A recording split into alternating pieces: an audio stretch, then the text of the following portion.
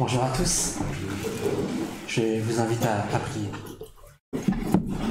Oui, Seigneur, merci parce que ce matin, tu nous as rappelé ô combien tu es ce Dieu vivant.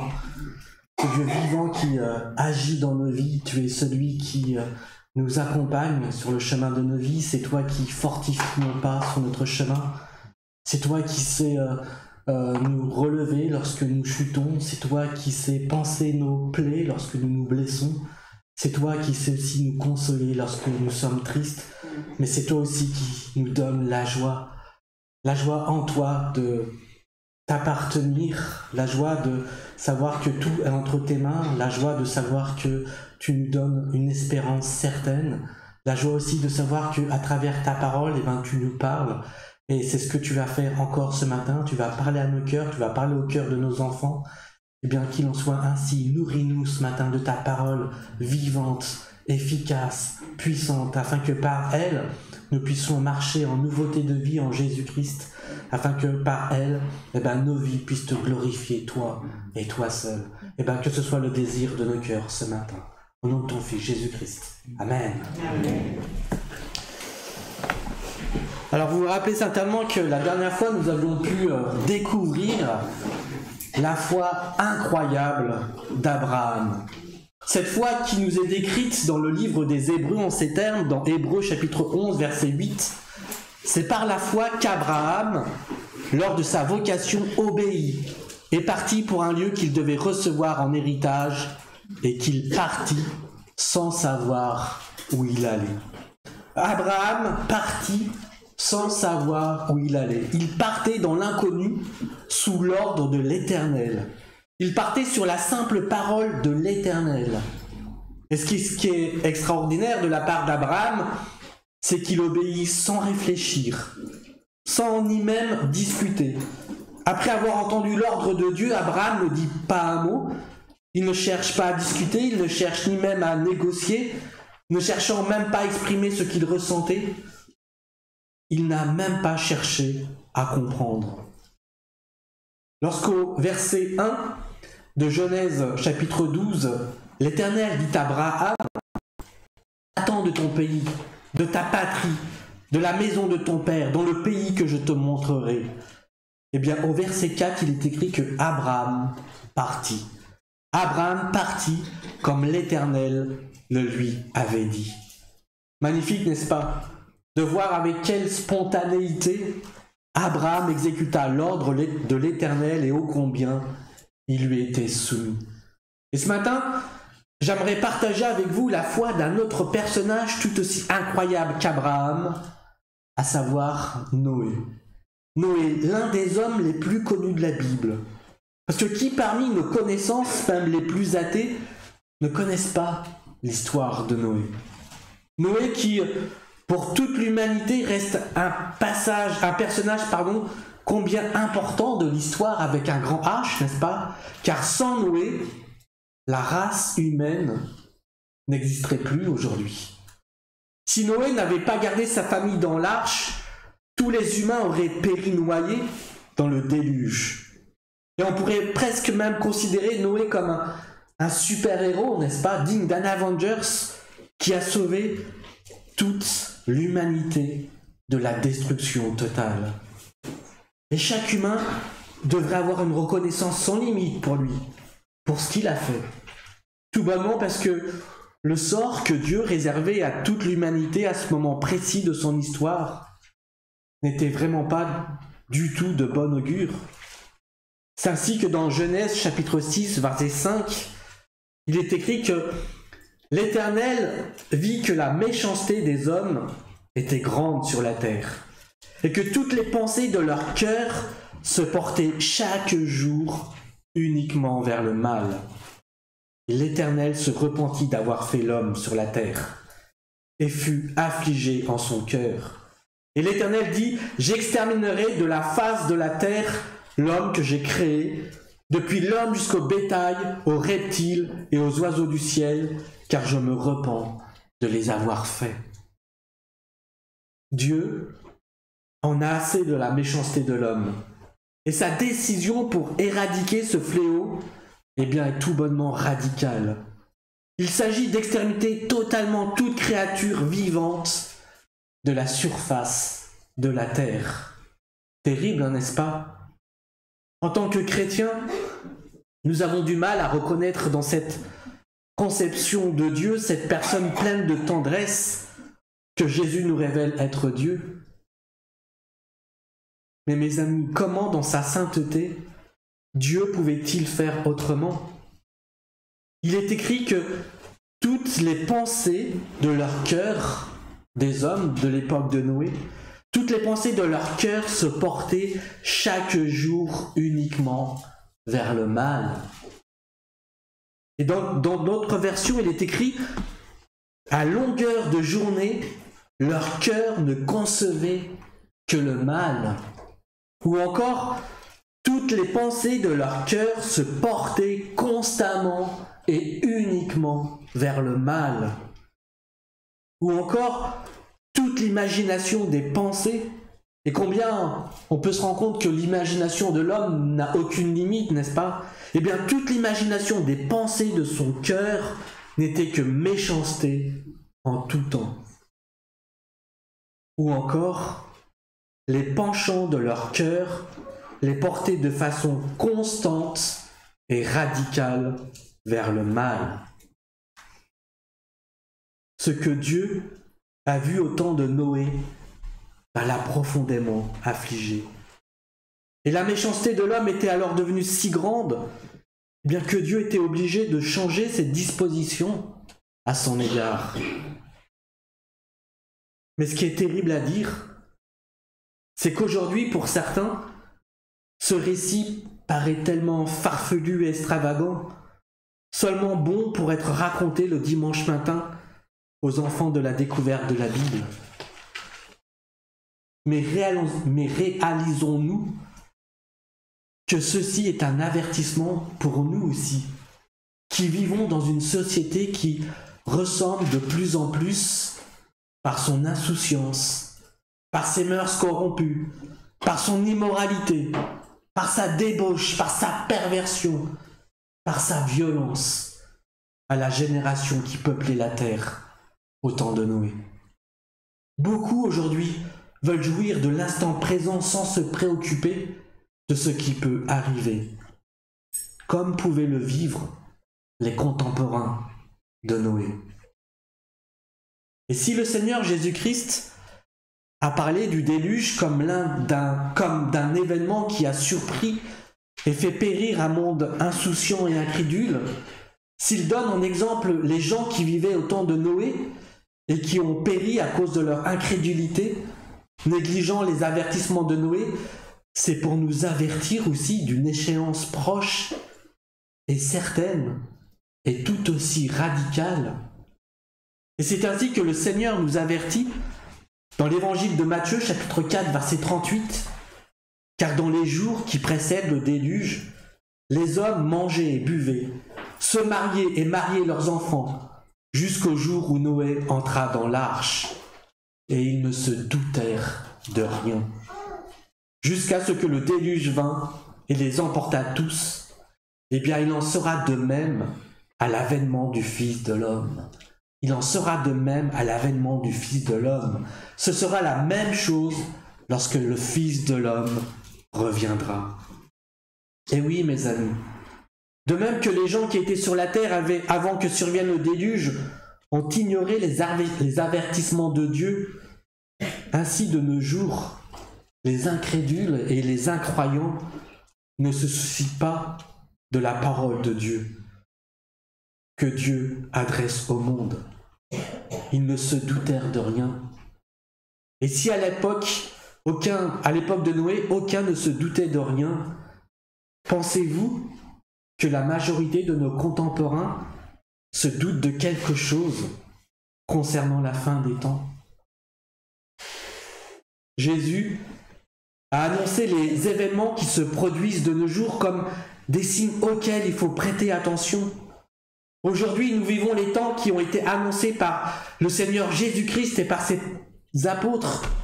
Ainsi, l'apôtre Paul écrit en 1 Timothée 3, verset 1, « Sache que dans les derniers jours, il y aura des temps difficiles.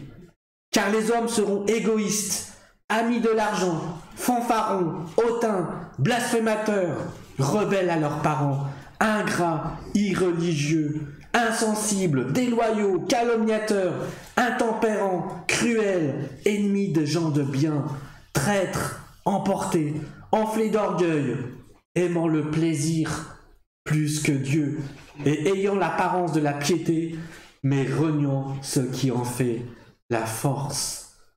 Mais mes amis, quel portrait précis et exact de ceux que sont les hommes d'aujourd'hui, n'est-ce pas? C'est bluffant. L'apôtre Pierre écrira même qu'il y a des gens qui refusent l'évidence et s'entêtent dans leur incrédulité, allant même jusqu'à se moquer des avertissements divins. Et c'est ainsi que l'apôtre Pierre écrit dans 2 Pierre chapitre 3 « Je cherche à stimuler en vous une sainte manière de penser, en vous rappelant l'enseignement que vous avez reçu. Souvenez-vous en effet des paroles dites autrefois par les saints prophètes, ainsi que du commandement du Seigneur et du Sauveur que vos apôtres vous ont transmis. Sachez tout d'abord que dans les derniers jours, des moqueurs viendront, qui vivront au gré de leurs propres désirs, et ils tourneront votre foi en ridicule en disant « Eh bien, il a promis de venir, mais c'est pour quand? Et nos ancêtres sont morts, et depuis que le monde est monde, rien n'a changé. » Et Pierre ajoutera que ces gens refuseront délibérément de prêter attention à ce qui s'est déjà passé dans une situation semblable, pour un monde qui affichait la même insouciance et les mêmes péchés de violence et d'immoralité. Et c'est ainsi qu'il poursuit toujours dans ce même chapitre, à partir du verset 5 où il est écrit « Mais il y a un fait que ces gens oublient délibérément, c'est que Dieu, par sa parole, a créé autrefois le ciel et la terre. Il a séparé la terre des eaux et il l'a rassemblée du milieu des eaux. De la même manière, Dieu a détruit le monde d'alors par les eaux du déluge. Quant à la terre et au ciel actuel, ils sont réservés par cette même parole pour être livrés au feu. Ils sont gardés en vue du jour du jugement où tous ceux qui n'ont aucun respect pour Dieu périront. Au jour du jugement où tous ceux qui n'ont aucun respect pour Dieu périront. L'avertissement ne peut pas être plus clair, n'est-ce pas? Tous ceux qui n'ont aucun respect pour Dieu périront. Et pour nous qui croyons, eh bien nous sommes exhortés à demeurer attentifs à cela. Et c'est ainsi que Pierre continue dans cette même épître à partir du verset 8. Mais il y a un fait que vous ne devez pas oublier, mes chers amis. C'est que pour le Seigneur, un jour est comme 1000 ans, et 1000 ans sont comme un jour. Le Seigneur n'est pas en retard dans l'accomplissement de sa promesse. Comme certains se l'imaginent, il fait simplement preuve de patience à votre égard. Car il ne veut qu'aucun ne périsse, il voudrait au contraire que tous parviennent à se convertir. Mais le jour du Seigneur viendra comme un voleur.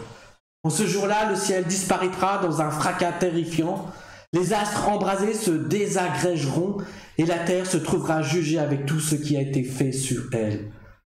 Puisque tout l'univers doit ainsi se désagréger, quelle vie sainte vous devez mener et combien vous devez être attachés à Dieu en attendant que vienne le jour de Dieu et en attendant sa venue. Ce jour-là, le ciel en feu se désagrégera et les astres embrasés fondront, mais nous attendons comme Dieu l'a promis un nouveau ciel et une nouvelle terre où la justice habitera. C'est pourquoi, mes chers amis, dans cette attente, faites tous vos efforts pour que Dieu vous trouve pur et irréprochable à ses yeux, dans la paix qu'il donne. Comprenez bien que la patience du Seigneur est le salut des hommes. Paul, notre frère bien-aimé, vous l'a aussi écrit avec la sagesse que Dieu lui a donné. Mes amis, si le récit du déluge et tous les passages qui s'y rapportent ont été écrits dans la parole de Dieu, c'est pour notre instruction. Et ces choses leur sont arrivées pour servir d'exemple. Elles ont été écrites pour notre instruction à nous qui patientons. Et si notre Seigneur Jésus-Christ nous rappelle ce qui s'est passé au jour de Noé, c'est afin que nous soyons attentifs à la parole de Dieu concernant son retour. Mes amis, alors de deux hommes qui seront dans un champ, Matthieu 24 à partir du verset 40, l'un sera pris et l'autre laissé. De deux femmes qui moudront à la meule, l'une sera prise et l'autre laissée. Veillez donc, puisque vous ne savez quel jour votre Seigneur viendra. Et oui, prenons ces avertissements comme certains et demeurons fermes dans notre foi comme Noé en son temps l'a été. En Genèse chapitre 6 verset 8, il nous est relaté que Noé trouva grâce aux yeux de l'Éternel. Noé était un homme juste et intègre dans son temps, et Noé marchait avec Dieu. Malgré le milieu hostile dans lequel vivait Noé, Noé restait à l'écoute de Dieu. Ainsi, au verset 11 de Genèse 6, il est écrit que la terre était corrompue devant Dieu. La terre était pleine de violence. Dieu regardait la terre et voici, elle était corrompue, car toute chair avait corrompu sa voie sur la terre. Alors Dieu dit à Noé, « La fin de toute chair est arrêtée par devers moi, car ils ont rempli la terre de violence. Voici, je vais les détruire avec la terre. Fais-toi une arche de bois de gopher, et tu disposeras cette arche en cellules, et tu l'enduiras de poids en dedans et en dehors. » Et ensuite, dans les versets suivants, Dieu donne à Noé des instructions très spécifiques quant à la façon de construire l'arche. Et au verset 22, on se rend compte que c'est ce que fit Noé. C'est ce que fit Noé. Noé exécuta tout ce que Dieu lui avait ordonné. Noé ne s'est pas plaint. Il n'a pas dit à Dieu qu'il ne pouvait pas le faire. Mais Noé était obéissant et il a suivi les instructions données. Noé avait une grande foi et il avait confiance en Dieu, même s'il ne pouvait pas voir à ce moment-là le résultat final. Et c'est ainsi que dans Hébreux chapitre 11, à partir du verset 7, listant des hommes et des femmes de loi, il est écrit « C'est par la foi que Noé, divinement averti des choses qu'on ne voyait pas encore et saisi d'une crainte respectueuse, construisit une arche pour sauver sa famille. Et c'est par elle qu'il condamna le monde et devint héritier de la justice qui s'obtient par la foi. » C'est par la foi que Noé, divinement averti des choses, obéit à Dieu. Dieu a averti Noé que le déluge allait venir. Jamais on n'avait vu une telle inondation auparavant. Il semblait impossible qu'une telle catastrophe à l'échelle planétaire puisse se produire. Mais par la foi, Noé crut les paroles que Dieu lui avait dites. Mes amis, la foi véritable ne demande aucune preuve supplémentaire. Elle ne demande pas de voir des signes ou d'entendre des voix, ou encore d'avoir des visions ou des rêves, ou une preuve scientifique ou des découvertes archéologiques ou des évidences géologiques. La véritable foi du salut accepte la parole de Dieu parce que c'est Dieu qui l'a dit. Voilà ce qu'est la foi. Croire ce que nous ne pouvons expliquer, mais y croire parce que Dieu le dit. La foi repose sur notre confiance en Dieu. Et la foi de Noé a produit l'action. En obéissant à Dieu, Noé a sauvé sa famille, tandis que le reste du monde a péri. Sa foi l'a conduit à construire l'arche dans un secteur sec où il était peu probable qu'il aurait assez d'eau pour la faire flotter. Et pourtant, ce qui devait arriver arriva, et le déluge est arrivé. Genèse chapitre 7 verset 11. L'an 600 de la vie de Noé, le second mois, le 17e jour du mois, en ce jour-là, toutes les sources du grand abîme jaillirent, et les écluses des cieux s'ouvrirent, et la pluie tomba sur la terre 40 jours et 40 nuits. 7 jours après que Dieu avait dit à Noé d'entrer dans l'arche, des flots géants d'eau sont sortis de la terre et des torrents d'eau jaillissaient des cieux. Et ce que Noé n'a eu de cesse d'annoncer, se produisit. Genèse 7, verset 21. Tout ce qui se mouvait sur la terre périt, tant les oiseaux que le bétail et les animaux, tout ce qui rampait sur la terre et tous les hommes, tout ce qui avait respiration, souffle de vie dans ses narines et qui était sur la terre sèche mourut. Et tous les êtres qui étaient sur la face de la terre furent exterminés, depuis l'homme jusqu'au bétail, aux reptiles et aux oiseaux du ciel. Ils furent exterminés de la terre. Terrible, n'est-ce pas? Et pourtant, dans sa grande miséricorde, Dieu avait donné presque 100 ans aux gens de l'époque pour tenir compte de ces avertissements et pour se repentir. Mais ils ont ignoré Noé. Ce qui équivalait à ignorer les avertissements de leur Créateur. Et lorsque la porte de l'arche fut fermée, il était alors trop tard pour changer ou pour demander de l'aide. Et mes amis, de même, il sera un jour trop tard pour s'attendre à ce que Dieu nous aide si nous reportons notre choix au-delà des longues périodes de miséricorde que Dieu nous accorde.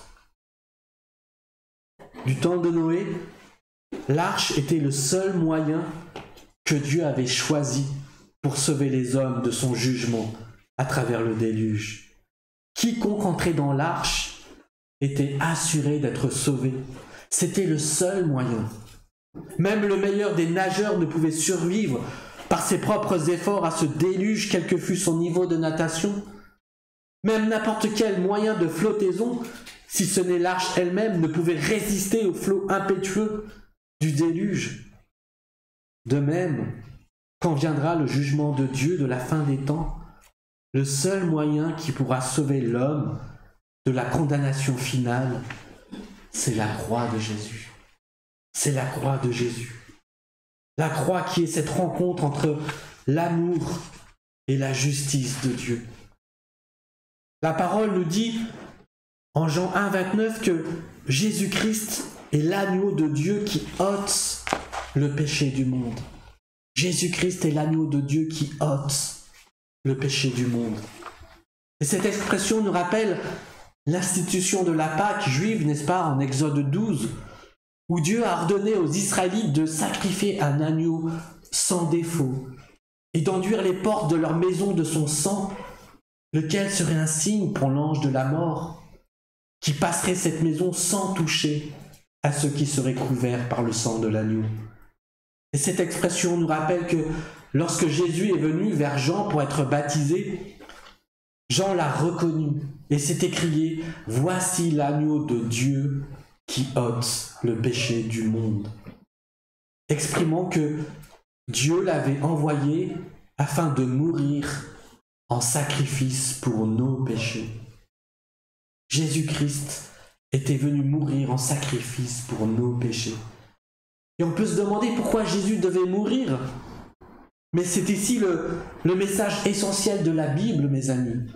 L'histoire de notre salut. Dieu a créé les cieux et la terre, puis l'homme et la femme à son image, et les a placés dans le jardin d'Éden pour qu'ils puissent le cultiver.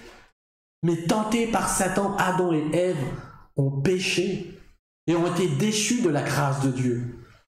Et depuis, eh bien la malédiction du péché se transmet à leur descendance de génération en génération, de sorte que nous-mêmes, nous héritons tous leur péché et leur culpabilité.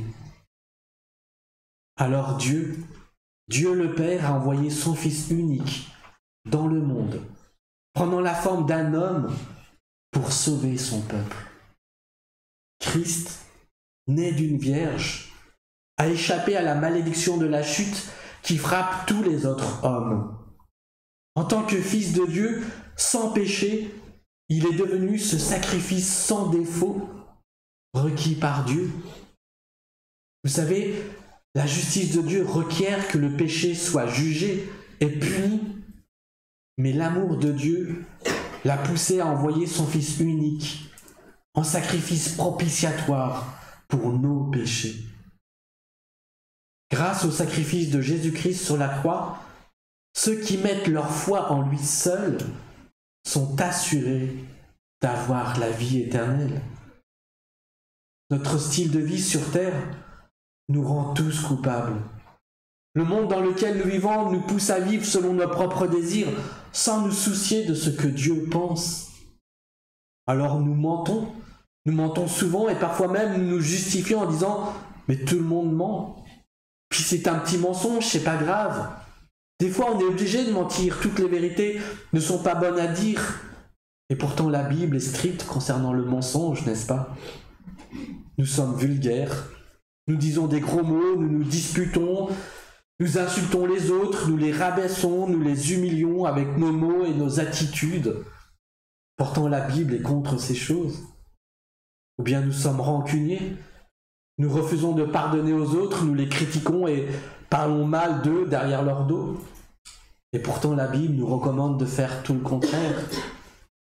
Nous manquons d'intégrité, nous nous engageons à faire quelque chose, puis à la dernière minute, nous ne le faisons pas, nous ne tenons pas nos promesses, etc., etc. Toutes ces choses sont ce que la Bible appelle le péché, mes amis. C'est-à-dire le fait de faire le contraire de ce que Dieu nous demande de faire. Et pour être tout à fait honnête, nous avons tous péché. Nous faisons tous de petites et de grandes choses que Dieu n'aime pas. Mais aux yeux de Dieu, il n'y a pas de grands et de petits péchés. Si une personne ment, elle est autant coupable que celui qui a un jour tué ou volé. Et même si, pour notre raisonnement humain, ce n'est pas juste, parce que le diable nous fait avaler la fausse idée qu'il y a des péchés graves et des péchés moins graves, mais c'est faux, mes amis. Dans la Bible, il y a le péché tout court. Car tous les péchés nous séparent de Dieu. Et comme tout coupable au tribunal, un jugement est prononcé contre nous. Nous, pécheurs, qui avons désobéi aux instructions de Dieu intentionnellement ou non, nous avons été condamnés à l'enfer. L'enfer, c'est cet endroit d'éternelle douleur et de tristesse. C'est l'endroit qui est réservé pour ceux qui refusent de se soumettre à Dieu, de ceux qui lui tournent le dos, qui tournent le dos à sa grâce qu'il offre à tous. Vous savez, lorsque nous mourrons, c'est notre cœur qui meurt, mais notre esprit, lui, reste éternel, il ne mourra jamais. Et il n'y a que deux options qui s'offrent à nous. Passer notre éternité au ciel avec Dieu, ou alors la passer loin de Dieu, c'est-à-dire en enfer avec le diable et ses démons. Tant que le problème de notre péché n'est pas réglé, nous restons sous la condamnation et le verdict que Dieu a prononcé contre nous, à savoir l'éternité dans les tourments de l'enfer.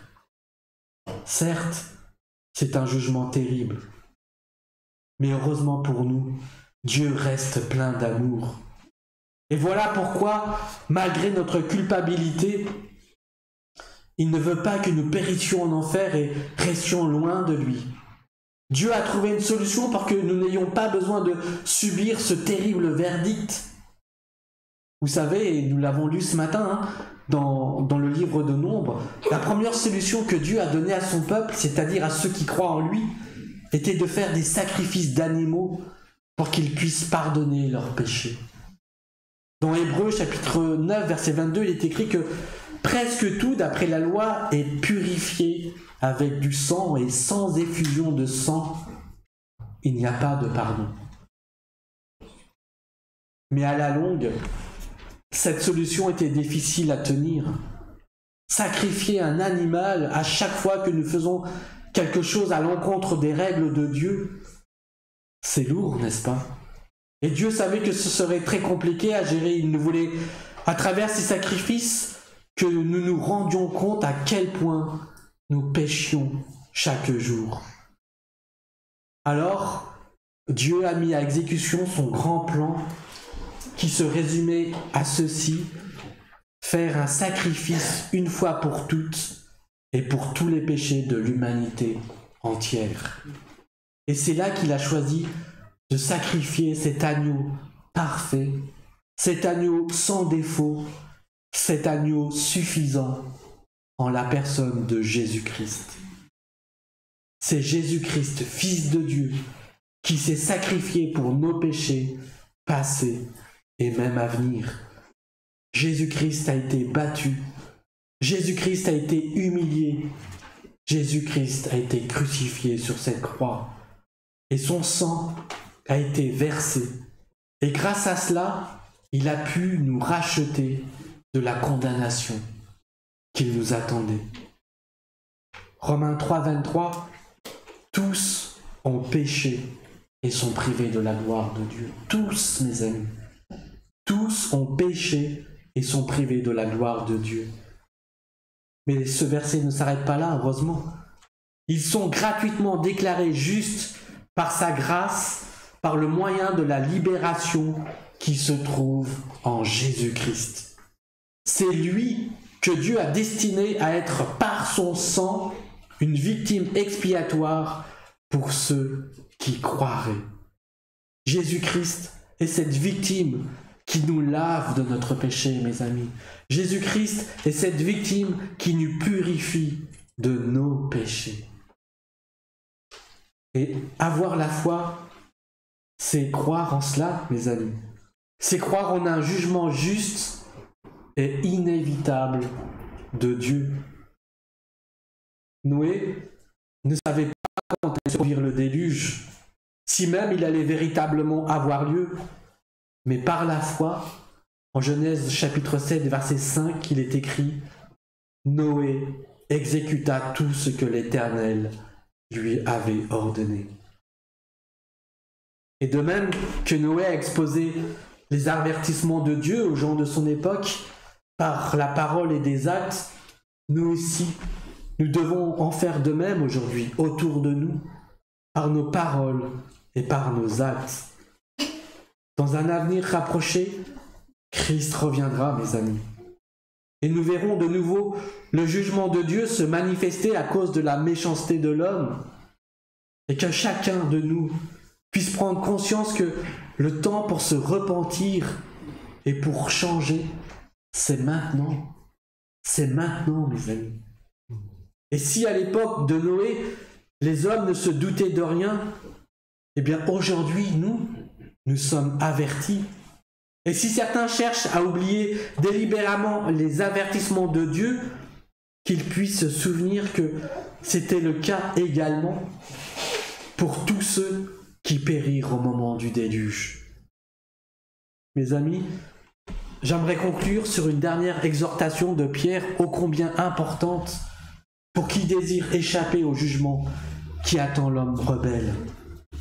Et ainsi il est écrit: quant à vous, mes chers amis, vous voilà prévenus. Prenez garde de ne pas vous laisser entraîner par l'égarement de ces hommes vivants sans respect pour Dieu, et de perdre ainsi la position solide que vous occupez. Mais au contraire, progressez sans cesse dans la grâce et dans la connaissance de notre Seigneur et Sauveur Jésus-Christ. Grandir dans sa grâce, mes amis. Cette grâce qui nous sauve, cette grâce qui intervient dans toutes nos circonstances. Et au fur et à mesure que nous prenons conscience de notre impuissance, nous comprenons combien nous en avons besoin de cette grâce pour avancer et pour progresser.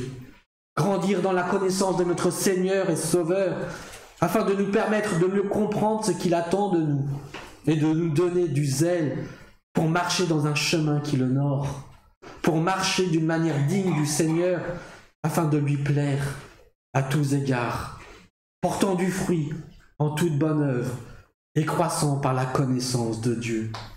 Et qu'ainsi, à lui soit la gloire, dès maintenant et pour l'éternité.